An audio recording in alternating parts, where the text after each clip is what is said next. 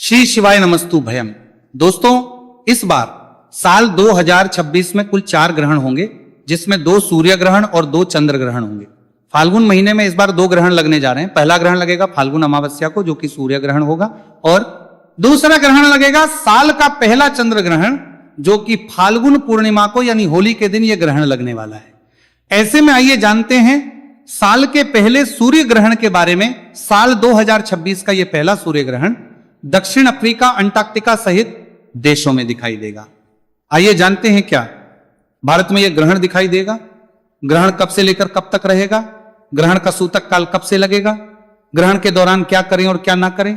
आपको बता दें कि साल का पहला सूर्य ग्रहण कुंभ राशि में लगने जा रहा है। इस समय सूर्य का गोचर कुंभ राशि में रहेगा और सूर्य के साथ राहु भी इसी राशि में मौजूद होंगे। ऐसे में यह सूर्य ग्रहण बहुत ही प्रतिकूल प्रभाव डालने वाला है।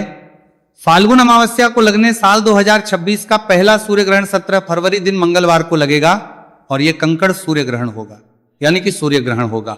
और हिंदू पंचांग के अनुसार सूर्य ग्रहण दोपहर 3:26 से शुरू होगा। ग्रहण की समाप्ति शाम 7:57 पर होगी। आपको बता दें कि सूर्य ग्रहण का सूतक काल 12 घंटे पहले ही आरंभ हो जाता है।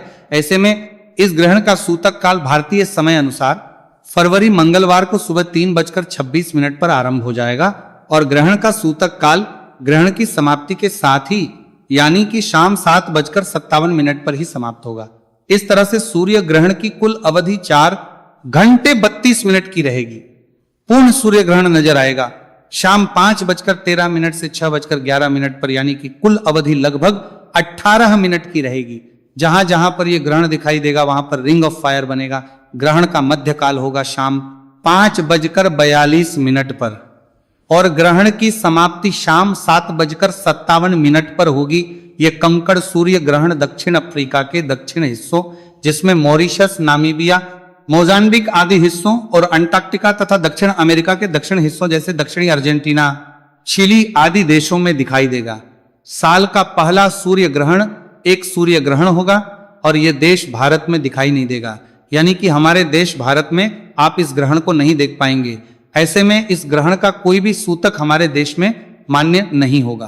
तो गर्भवती महिलाओं को इस ग्रहण में कोई भी सावधानी बरतने की आवश्यकता वैसे तो नहीं है, लेकिन फिर भी कहा यही जाता है। हमारे बड़े बुजुर्ग यही कहते हैं कि खास तौर पर गर्भवती महिलाओं को ग्रहण की कुल अवधि में अपने शरीर को पूरी तरह से ढककर रखना चाहिए। अगर आवश्यकता ना हो तो घर से बाहर ना निकले और इस दौरान मानसिक से आप किसी भी मंत्र का जाप कर सकते हैं या कोई धार्मिक पुस्तक आदि पढ़ सकते हैं।